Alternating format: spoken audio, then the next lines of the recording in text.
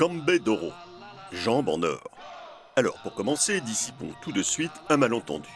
Cette affiche, qui date de la ressortie du film en 1976, frise la publicité mensongère. On y voit en effet 3 footballeurs célèbres, Johan Cruyff, Pelé et Toto. Tous les 3 vêtus du maillot du FC Barcelone.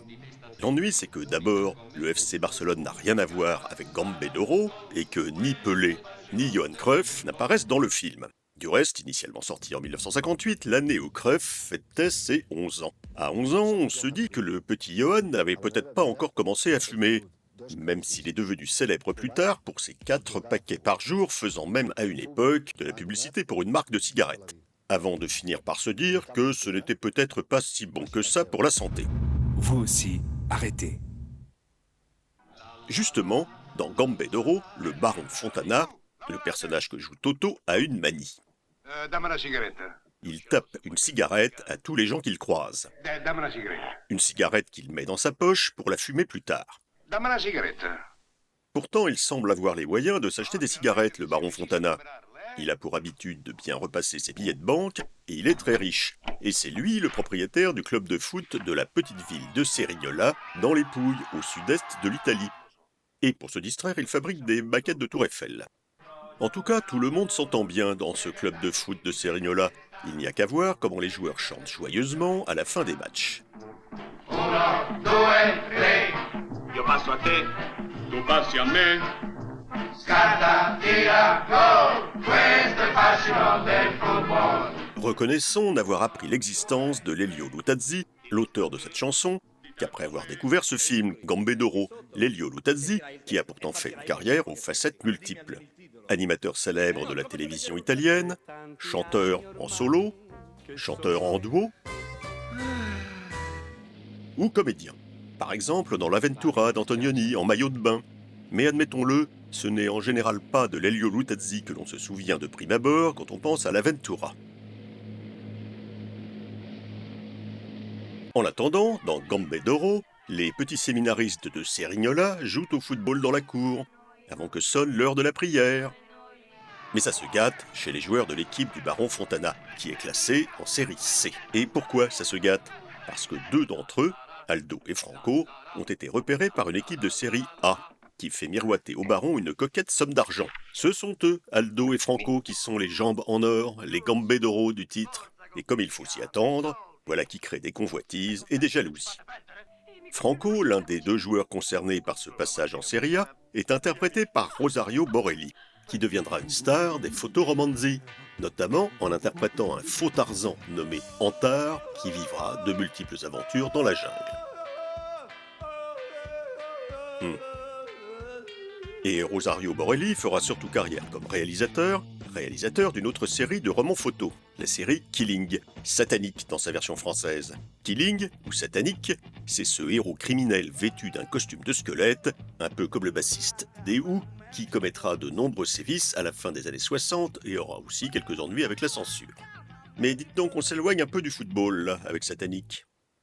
Alors, donc, rien ne va plus dans l'équipe de Cerignola, et en plus, le baron Fontana s'est mis en tête de se mêler de la tactique de jeu, sans grand succès.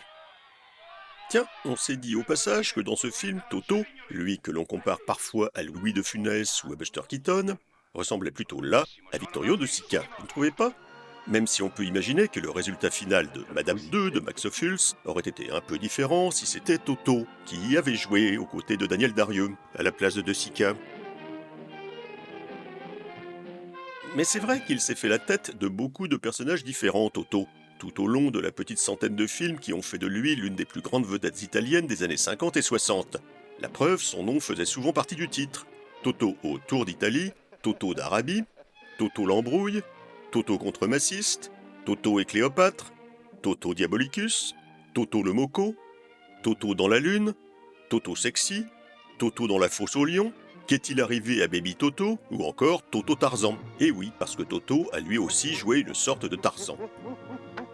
Et aussi Toto en couleur, en 1952, dans lequel il a eu l'honneur d'être le personnage principal du 2e long-métrage de fiction italien en couleur, mais toutefois le premier tourné avec un procédé italien, le Ferragna Color.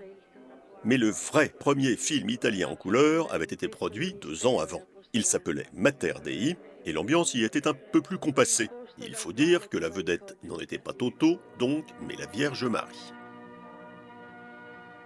Toujours est-il que décidément Toto était vraiment à la pointe du progrès, puisque dans le spectacle le plus comique du monde, on le trouve là encore en Ferragnacolor, mais en plus en 3D.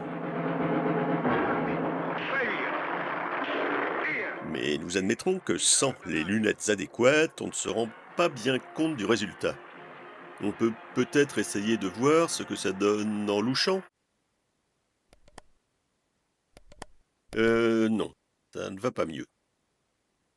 Alors revenons à la 2D, au noir et blanc et au football. 2, 3, Io passo a te, tu passi a me. scarlattina, gol, questo è il fascino del football. Et justement, Gambedoro a une particularité. Traditionnellement, l'action de la plupart des films autour du football culmine au grand moment du match.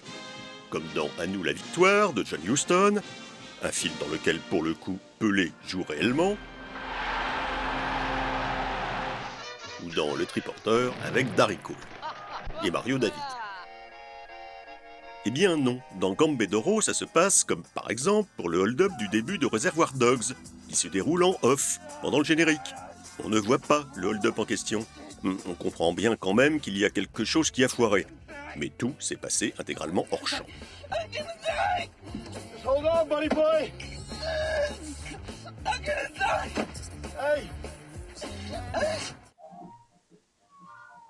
Et c'est pareil dans Gambedoro, on ne voit pas le grand match final, que nous attendions pourtant tous. Il se passe lui aussi intégralement hors champ, et il est seulement commenté par un petit garçon qui vient indiquer le score aux spectateurs qui n'ont pas eu le droit d'entrer dans le stade. Mais rassurez-vous, tout finit bien, parce que l'équipe de Cerignola le gagne, ce grand match.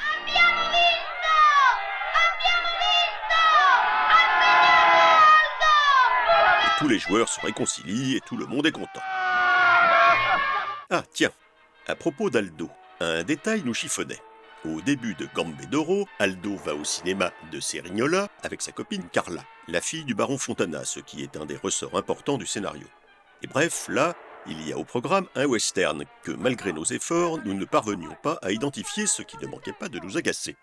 Mais nous avons finalement réussi, in extremis, grâce à un érudit pointu spécialisé dans les vieilles VHS, qui a tout de suite reconnu John Ireland et Beverly Garland. Ce western, c'est Il Mercenario della Morte, Gunslinger dans sa version originale. Et c'est l'un des tout premiers films de Roger Corman, et il l'a tourné en 6 jours en 1956 et sous la pluie, et d'accord, ça ne nous a pas avancé à grand chose, mais ça nous a soulagés. Et nous sommes heureux de vous faire partager ce soulagement.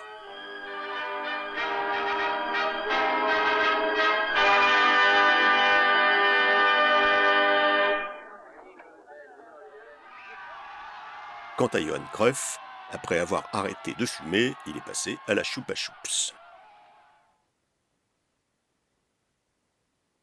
Oui, on le sait, il n'est pas dans le film, Johan Cruyff.